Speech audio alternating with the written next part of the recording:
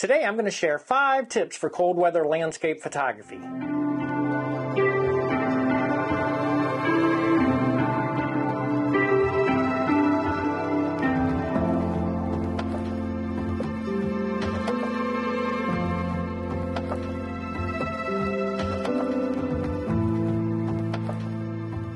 So cold weather is right on the doorstep where I'm at. The temperatures have started to drop, the wind started to pick up, which means it's time for cold weather landscape photography. And I actually really like cold weather landscape photography because it lets some of my familiar sites, familiar locations become unfamiliar. They start to get snow, they start to get ice, and they look a little different. So I actually enjoy photographing the cold weather, and probably one of my favorite things, there's far less people out in the wintertime. So with that said, I've started to get my gear ready, started to get things set out, get my different clothing out, get my boots out, get my socks out, and get all that stuff prepped. So I thought I'd do a video on 5 tips for cold weather landscape photography. With a little bit of preparation, it can be a great experience and well worth getting out to do. So let's jump in. First up, clothing. As a photographer, you gotta stay comfortable when you're outdoors, and layering is a very important part of that equation. So there's 3 layers to be concerned with. Base layers. These are the layers that are closest to your skin. These help wick moisture away and in result help keep you warmer when you're out in the cold. So base layers, don't underestimate their importance. Next up, you got the middle layers. These are usually insulation layers. These are the layers that help keep body heat close to you and keep it from getting away. Typically, that's going to be like fleece jackets for me or fleece vests. And moving beyond that, if you need a little more, if it's getting really cold out, you'll get up into a down jacket. This is a nice heavy down jacket, but they make mid-weight ones. This is where you got to sort of tailor to your temperature, your comfort level. But a puffy jacket is part of your middle layer, something to help insulate you and keep that heat in towards your body. Pants follow the same thing. These pants have a shell on the outside and a fleece line layer on the inside to help keep you nice and warm. So similar approach. Middle layers, those are important, keeps the heat in. And then finally, you need shells, something to help protect you from the snow, the rain, the precipitation, and the wind. And that's where something like this comes in. It is just a shell layer. There is no insulation in it. That's why those middle layers are important. So when you're planning your clothing strategy, think layers. Think base layer, something to wick the moisture away from your skin. A middle layer to help insulate, help keep things in, and then think of an outer layer, sort of a shell, something that's going to be either waterproof, water resistant, and wind resistant, and that'll help keep you warm. Again, you can tailor those middle layers to your comfort level. If you run a little warm, you might not need as many middle layers. If you run a little hot, you might need more. Now, the importance of layers is really important for landscape photographers because often we're being active on the hike in and we don't need as much. So we might shed some layers so that we don't get too hot on the hike in. Then we reach the location where we want to be, and we're sitting there, and it starts to get cold because you're not moving anymore. You're not generating that body heat. So you're going to be able to put layers back on to help be comfortable while you're there photographing. So first, stay comfortable. Dress in layers for your clothing. Next up, we've got hands, feet, and head. It's very important to take into account your extremities because if you keep them warm, it helps your body be more efficient at keeping body heat in and keeping you warm throughout the day. So hands, there's different opinions on this. I lean towards fingerless gloves if it's 30 degrees or higher and not much wind. I'll use just this sort of wool fingerless gloves, and these work just fine. They keep the core of my hand warm and let me have easy access to my camera buttons, so those work well for that. If we start getting under 30 degrees or a lot of wind where the wind chill starts to kick in, I'll use something more like a glove like this. It's a mitten glove, and they have flip tops. So you can put this on over this, but it has a shell on it, so they're relatively wind resistant, and of course they've got the fleece lining inside to help keep you warm. So I find these work for me pretty well. Or there's some photographers will go with a 2-part system with sort of a thin liner that keeps your fingers covered all the time with a heavier outer warmer shell that goes over to sort of give you that versatility, sort of like layering for your hands. So just experiment and try, but make sure to keep your hands warm while keeping in mind that you do want easy access to the camera controls. For me, that's fingerless gloves of some sort. Next up, we've got feet.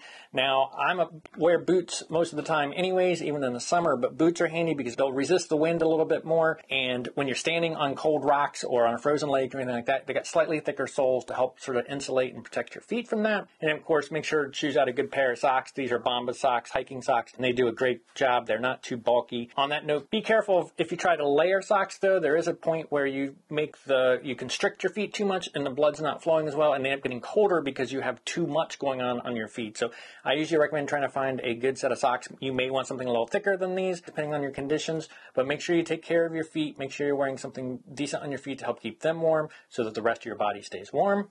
And then finally, a hat. Super important. If I wear a hat, I find I can go with a little bit less layers everywhere else. You lose a lot of heat through your head, so if you can keep your head warm, again, makes your body more efficient. So I like this hat. It's just nice, super simple. Works out really well for me, so don't forget the hat. It can really help you with your layering system. And then finally, not directly related, but something like hand warmers or something like this, especially for the hands, because I'm using those fingerless ones, sometimes I get a little chilled. I can use some hand warmers or something like that, stick them in a pocket or stick them in the back of the glove, and it helps keep my fingertips and my fingers nice and warm. This setup has worked for me through January in the Rocky Mountain National Park standing on Dream Lake, so it works out really well for me. Everyone's body temperature does things a little different, so there's a little bit of what works best for you, but the core concept of using those 3 items to protect your extremities is important. Okay, so those first 2 things will help keep you, the photographer, comfortable, but there are some gear considerations to take into account as well as you get started. And the biggest one, in my opinion, is batteries. When you're out in the cold, your batteries tend not to last as long, so be prepared for that. If you're going to be in extreme cold for an extended period of time, you may not get the life out of the battery that you normally do when you're photographing in the summertime or springtime. There's a couple ways to handle that. Bring spare batteries. That way, when one runs out, you can swap it in. The other recommendation is try to keep your batteries warm. If you're struggling with your batteries, try to keep them in a pocket that's close to your body or something like that. That'll help keep them warm so that when you swap them into your camera, you can get as much life out of them as possible. So just don't be surprised if your battery dissipates faster than you're used to. Most of the cameras I use, it's not too big of a problem. These batteries are big enough to hold a fair amount of juice in them, but be aware of that, and you'll probably want some spare batteries and keep your batteries warm. For the next one, adjusting your exposure for the snow. If you're doing cold weather landscape photography, you're probably trying to get those snow pictures of snow on the ground and the trees and frozen waterfalls. And all of that white, that bright white, can confuse your light meter in your camera, because what it's trying to do, as I've discussed in previous videos, is they're trying to bring everything to sort of an 18% gray. So if you've got a scene with a lot of white in it, the camera's light meter thinks that scene is overexposed. So it tries to reduce the exposure to bring that bright white snow that you want to be white down to an 18% gray, which gives it that dull and grungy look. So you're going to want to compensate for that. And there's a couple different ways you can do it. You can use exposure compensation to tell the camera to overexpose the scene a bit, because you're trying to actually bring that snow up because the scene is composed mainly of bright items. You can just watch your light meter and be aware where it's falling at. You might want to overexpose so if you're used to exposing to 0 on your light meter, you might want to overexpose so that, you can bring that snow up because your light meter and your camera is getting fooled. The other way, and my recommended way, is to enable the histogram on your computer so you can make sure you sort of move that histogram as far over to the right as you can without losing your highlights. So be aware of that. So if you're new to photographing in the wintertime when there's lots of snow on the ground, just be aware of that. Your light meter can get fooled. As long as you know what it's doing and what it's trying to do, you can make camera adjustments to bring that exposure a bit up so you get that white snow that you want. Okay, and last tip is watch that lens element.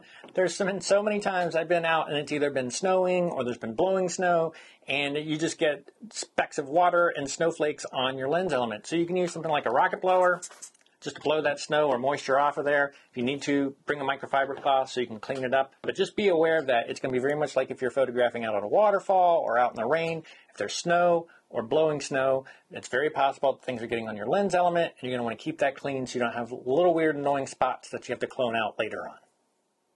So those are my 5 quick tips for cold weather landscape photography. I find it very rewarding. I like getting out there. There's not a lot of crowds. It lets you see places you might be very familiar with in a different way. The snow, the ice, and just having fewer people around to take your time and be creative and really enjoy the area. It's really a rewarding experience, and I highly recommend you get out there and do it. And hopefully these 5 tips will help you be comfortable and be successful when you practice your landscape photography in cold weather. So if you found today's video helpful, be sure to hit that like button. And if you want to see future landscape photography content from me, including tips, tricks, behind the scenes, and mini gear reviews, be sure to hit that subscribe button. And thank you for watching.